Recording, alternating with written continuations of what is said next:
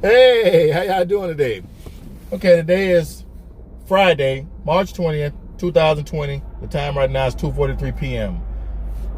I'm going to talk about God today and non-believers who don't believe in God. And I'm going to refrain from the profanity and all that stuff for now, just for now, because of the respect for God. Even though God, it's just a word, profanity is a word. But let's get into the meat and potatoes. I don't understand how a person don't believe in God. That makes no sense for me. Okay, like that song where Kurt Franklin made. What the part where the guy was. It was a lot of singers together, and all of them was talking about how's it go? Lean on Me. I think it's the name of the song. Lean on Me, and the part where the guy was saying, "Tell me how can I believe in Jesus when I never seen his face?" I hate that verse. I mean, I hate it with a passion because it just turns my soul. Because I don't like when people speak like that. I don't like when they even try to put those type of things in movies, film, books, music, or whatever it may be. To try to throw a person off to a certain extent. I get it that it was supposed to be a message, but still, you don't put that out there like that. Don't put that type of negative energy out there. So what I mean by that is, we've never seen our lungs, our heart, our brains. We never actually seen our actual veins in our body that delivers oxygen to our brains and every other functioning organ inside of the human body. We only know from what man told us and what we've seen and grown up from TV and et cetera, to believe and know that our heart in there. But we never seen it, but we believe. So how is it that you could believe that, but you don't want to believe God, in God, for God, with God? That makes no sense to me in no way, shape, or form. I want to give you guys another example. Let me take the camera off for a second right here, and I want to show you something. Right now I'm in downtown Miami, the most gorgeous city on earth, without doubt, hands down. All this was created by man. All of this was created by man. Now, with that being said, we've never seen the people that created that magic. The human accomplishments, which is a great feat. Don't get me wrong. We've never seen them. But yeah, you believe in it. Just like we living in this bubble, what I call Earth. Through this vast universe of what we living in.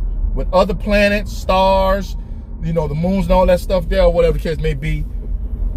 But yet you still don't believe. I just don't get that. What's holding us up? We're suspended in mid-air. If that's not something magical and something to believe in and know that there is a higher power, even if you don't want to call the creator and the ultimate being God, you want to call him Allah or whatever you want to call him, but you don't want to believe in a higher power, that just boggles my mind. But yet no one can explain what's holding us up. How is it that we are able to suspend in midair, turning at almost 1,000 miles an hour to rotate around the sun to give us 24-hour days?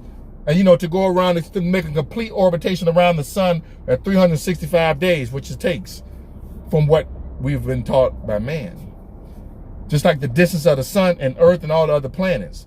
How is it that God perfectly positioned earth to be so many miles away from the sun to where we won't just absolutely burn up and evaporate like that? Who done that? Man didn't do that. But you don't believe? You got to be the biggest toopy pants moron on earth there is. I just don't get it. So, with that being said, it's like, again, a lot of things people don't see, but you believe. But you don't want to believe in the supreme being. I don't get that for the life of me, man. And it's like, it's really disrespectful to God. And I just missed my darn on turn because now I'm gonna go in this way. Excuse me for a second, y'all. I'm going back this way to go back around that way. Now, and then you have the people that want to sit up here and say that the ones that don't want to believe in God and say that God is the reason that all this mess is going on. Are you out of your freaking mind? You think God caused all this mess? No, all this is human cause. all this mess that's going on with the world and the mishaps and all that stuff, God didn't do that. Humans done that. But that's another episode what I'm gonna talk about on another Life Through a Microscope about that part there. Because you would not sit up here and blame God for your mishap, for you getting up and getting the gun and pulling that trigger. God didn't make you do that. The devil who you serve made you do that. And now to go back to what I was saying too, about for the non-believers that don't believe in God and want people not to believe in who they are, the atheists and the Scientology people or whatever they call themselves. I don't know, but other than that, for them to sit up there and say that God don't exist, man, is a complete disrespect to all humanity, to all people. Because again, God created all, man. I'm gonna give y'all another shot right quick for a second. Let me pull over here for one more second. I don't want to run this thing over. All right, excuse me for a second. Yeah, I'm gonna go. Let me go up here a little bit or whatever the case may be. So just look at this view right here. Look at this shot right here. Well, all the ships, all that was accomplished by humans that God blessed to create and use the gift of creativity to create these type of beautiful things, but yet again, you haven't seen that person, but you believe that person exists, but you don't want to believe God exists. And you see all this stuff that wasn't nothing at one time and now it's something. Again, you have all the heavens, all of the atmosphere that's out there with all the planets, how they suspended in midair. Who can explain how they got there? Someone had to put it there. Someone, which is a supreme being, that created all of this gorgeousness for us to enjoy while we're here on this short term of life on earth. Again, you don't want to believe. I just don't get it. And therefore, you shouldn't be trying to make other people not believe because you have a disease in your mind to where you don't want to believe, or how you were taught to believe in a certain way or whatever the case may be. That's wrong. So again, forgive me, because right now I'm really going off top of the head. I'm just a lot of stuff that's been on my mind, and I really had to get this off because, again, I'm not only am I taking that disrespect, but I'm almost super certain that billions of other people taking that disrespect as well, for those of you non-believers who's trying to preach it to the world, to the rest of the world, to believe and make it believe like God don't exist. You're wrong for that. And there's a price to pay for that, whether you want to accept that or not. There is a price to pay for that. Again, can't no human being tell me otherwise. Tell me anything about this essential to life. And I'm talking about the water. What is water made out of? Man, I had you believe that water is made out of we just gonna make up a word, and then that's what it's gonna be used as. We're gonna make up a word that's called shagalagaba. We're gonna say water is made out of shagalagaba.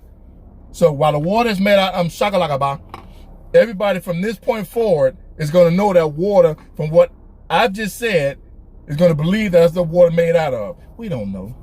We don't know. It's just that simple. We don't know what the water's made out of. We don't know what fire is made out of. We don't know what dirt is made out of. We can come up with a term and all that stuff. Only God can tell you that. So somebody had to create that. What you can't get out of that? I don't know. I don't know. I don't know what you can't get out of that to know for a fact that God is real. Just like y'all want people to believe that the devil is real, y'all should also know and preach to people that God is more real, because God created the devil.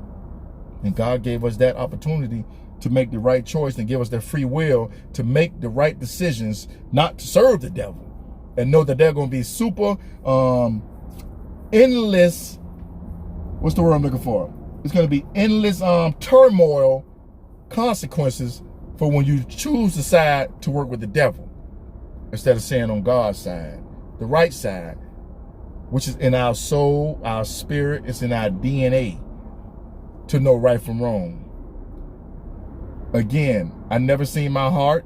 I never actually held my actual heart. Thank God I never had no surgery or anything for the doctors to take out and so they could show me that it's real or whatever. You don't have to tell me that. I know it's there. I feel it. It's the same thing with God, the Spirit of God, the Spirit of Jesus Christ, the Spirit of the Virgin Mary.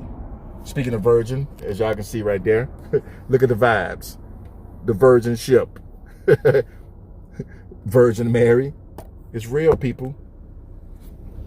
You don't have to tell me that. I know it's real. And I don't care what nobody say. I don't care what nobody put in no book. And God knows I don't mean no disrespect towards the Bible. I don't mean no disrespect towards anything, really. But can't no human being on this earth convince me otherwise, for me to think otherwise, that God is not real. Under all the circumstances, what's going on. Because right now we're going through this corona thing, this coronavirus thing, or whatever the case may be. You see how they got everybody in a panic about that? You know, when they said Jesus Christ coming back, don't nobody do nothing. Everybody just be like, whatever, I believe. But if you sit up here and let man tell you that the coronavirus is going to knock off the whole world, you know, everybody going into a panic. Everybody going into a panic. Look at this. The cruise capital of the world, Miami, Florida. Ships are empty because they got in your head to make you think that this coronavirus finna wipe out humanity. But when somebody says something positive about God, you don't get these type of reactions.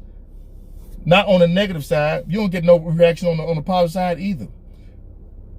But again, y'all have to find in yourself and within y'all spirit, within y'all entire soul being, to know that, you know, man, you know, some words I can't even come up with, because I know that God is real, and that's all that matters.